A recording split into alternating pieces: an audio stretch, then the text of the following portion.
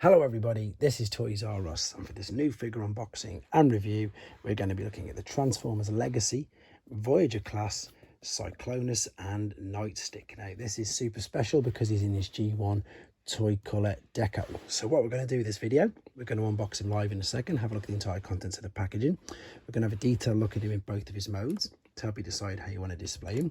We will of course do some comparisons with him and his original G1 self. And we will, of course, do some comparisons and see how much they've changed from the original the original colour used in that toy. So I'm super excited to see this guy. This particular figure was one of my figures of the year last year, and Cyclonus as a child was just, again, one of my absolute favourite toys. So again, can't wait to see this. Quickly though, before we open it up, let's have a look at the box. I'm loving these new Generation Select boxes with like a blueprint of the actual figure inside all the way around. Nice bit of images there, and we've got the logo there. The other thing I need to do is very quickly thank Robot Recruits, and that is the online shop in the UK that I pre-ordered this from, and as you can see they got it out to me nice and safely. So let's have a look inside. Now there's one thing that I'm unsure, I'm going to say very honestly from the beginning, that I'm not sure if I'm going to do, and that is attach the stickers that I believe are in here. Along with all of the other video reviews that I do, I don't watch other people's, so I get to do things like this, experience them for the first time. So here we go. They are, of course, as you can see, made with their promise here of a completely no plastic packaging. There he is in there. There's the instructions, and there is the little bit of safety we'll throw away.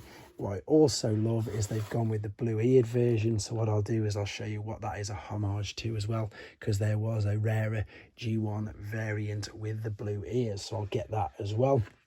And we've got the stickers there. Now, do I put them on? I'm not too sure. What I need to do in the meantime though is set him free from there, come back and do some first impressions for you.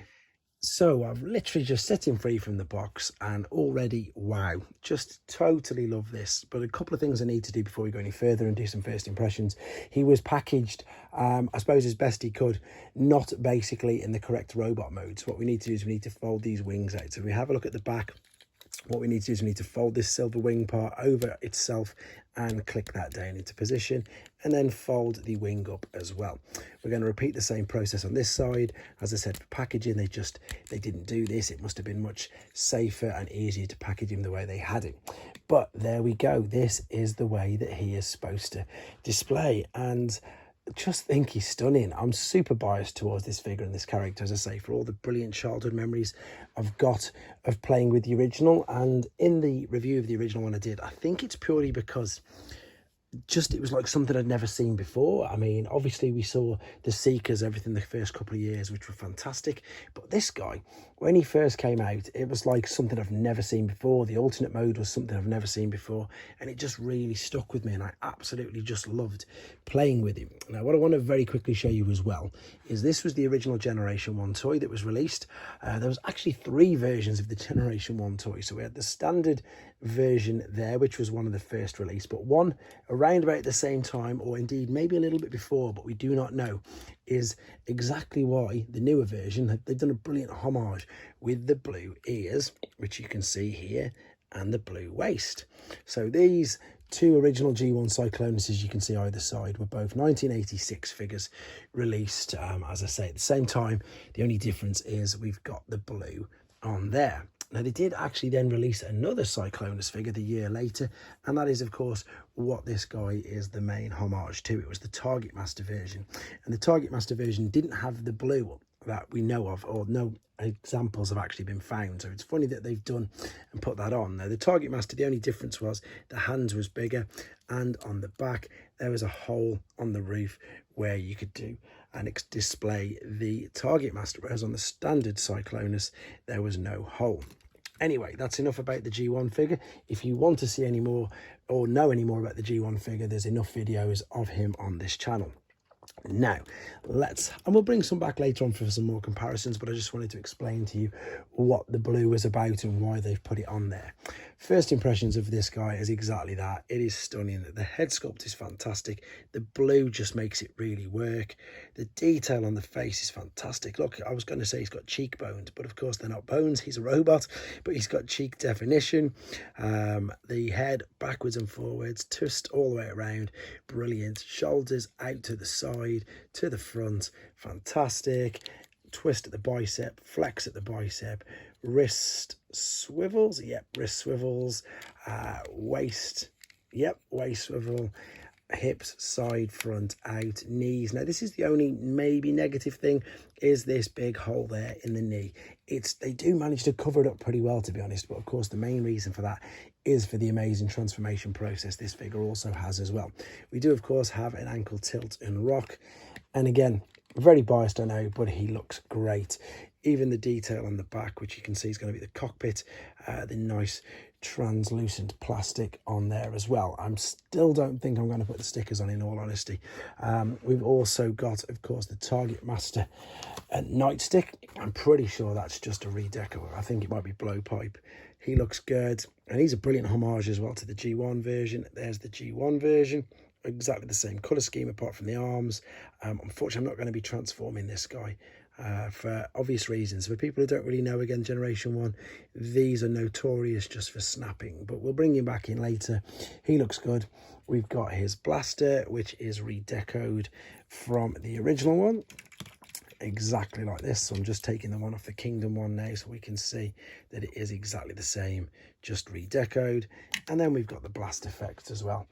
So first impressions, absolutely stunning figure. Think he's great. Let's have a look at him in that alternate mode. Okay, then we're back, and as you can see, he's in his alternate mode. And quick apologies for no transformation process on this video. That is for a couple of reasons. One is to keep the main length of the video down, and two, and I absolutely totally mean it for this one, if you've not seen this transformation process and you do want to buy this figure and you want to experience it for your first time, you just will not be disappointed. It is so good. It is so clever. Don't worry if you do want to see it. It will be separately uploaded. I just remember, again, funnily enough, when the Kingdom one come out, one of my friends texted me and said, have you got Cyclonus yet? Have you done the transformation? And I was like, no, why? And he just said this. He said the nose cone. Just where on earth does it come from? It's amazing. So for exactly that reason, I don't want to spoil it for anybody who doesn't want it spoiling. But if you want to see just how good it is in a separate video. This again is stunning. The blue on there looks fantastic. The translucent plastic on the windows is fantastic.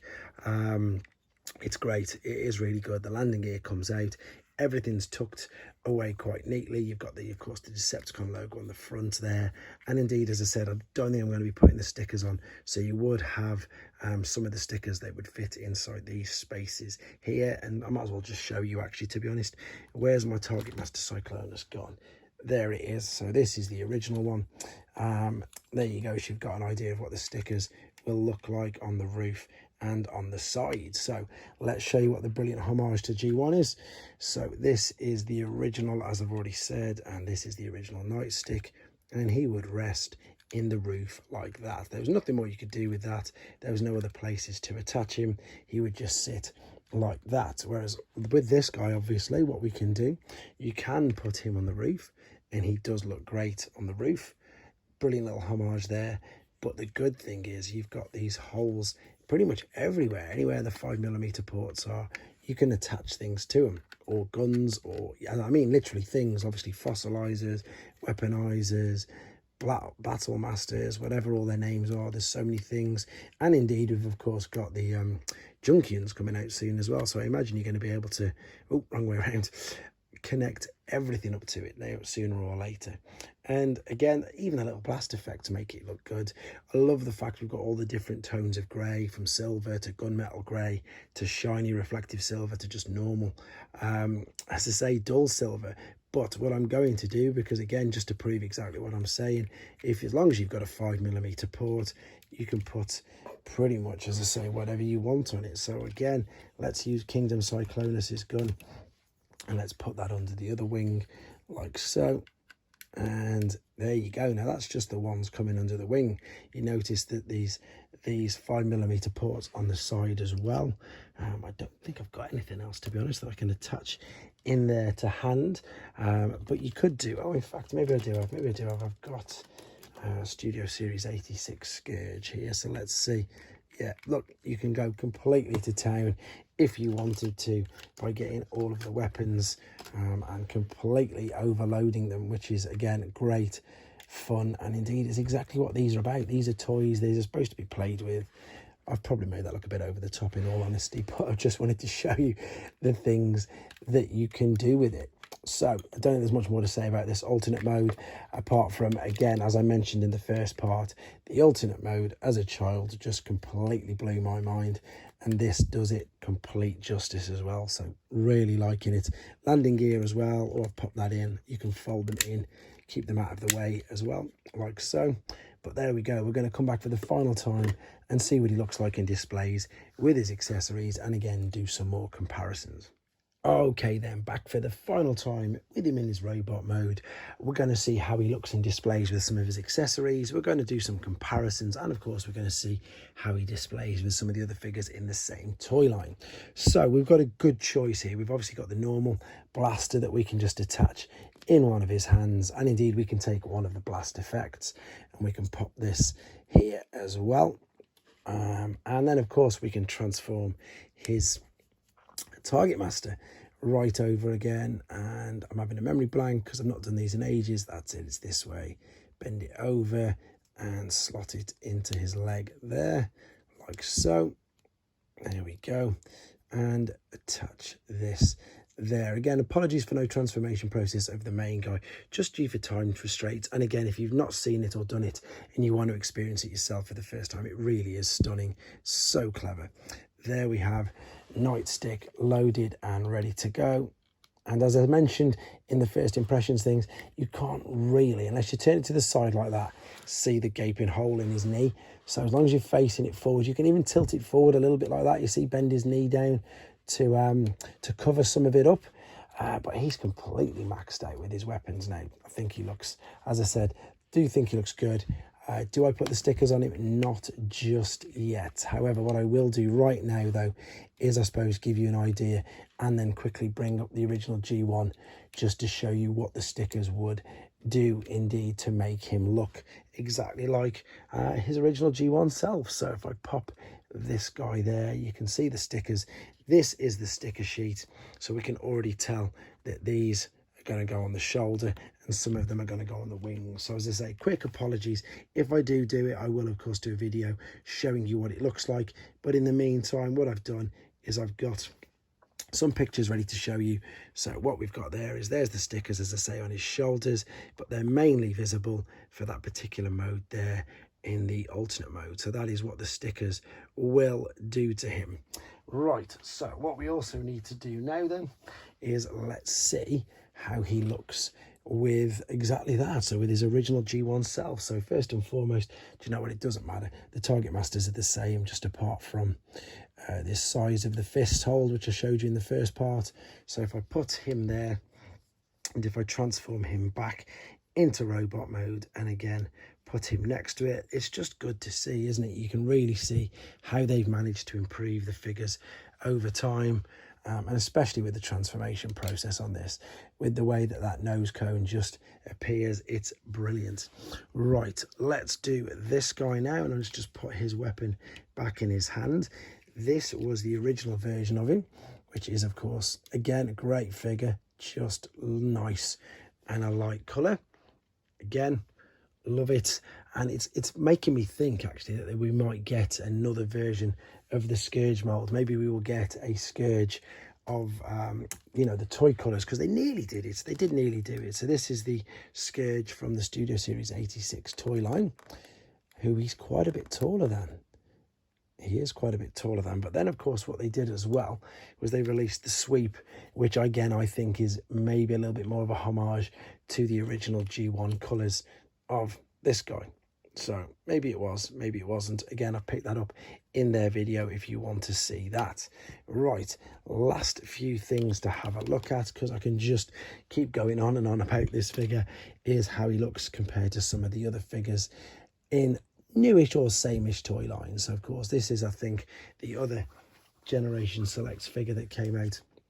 I don't know if it was before him or after. I think it must have been after him. So that's how big he is compared to some deluxe figures. There's another deluxe size figure, so you can see definitely warranting, and yeah, definitely warranting and deserving that Voyager class price point. So way bigger than the deluxes, which means of course that he is in fact way bigger than the core classes as well, which you can see there. Not as big as Leader obviously, but it's okay, it's absolutely fine. I'm more than fine with that. The question is, I suppose, if you've already got the original one, do you want to get this? I definitely think this one is more aimed at people maybe my sort of age, or who had the original toy, just purely for, I suppose, the nostalgic version. If you don't have the Kingdom version, I think it's definitely one of the figures that you should be thinking of getting, because as I've said numerous times already, this is without doubt one of the better figures, and I think it was number 2 in my top 10 of the Kingdom figures released, to be honest, because it is that good. His arms behind, I need to counterbalance the weight. There we go. So just one more figure to put up on the side with him, and that is of course going to be, okay, and that figure of course has got to be Galvatron, and indeed he is a leader class as well, so you can see him fully compared in height, and he definitely stands his ground. He looks fantastic, and that just completes one of the best, I suppose, 3 figures, 3 characters that we've had in some of the best Transformers stories down the line. Great update, great homages. Let me know what you think in the comments. You may have him already, because I was quite late to the party again with this guy. Which one do you prefer, or indeed is he going to be your first version of this mold? Hopefully we don't get too many more, because there's not really much more for them to cover. I think that will be it, hopefully, anyway. Let me know what you think, and of course, please take care, guys.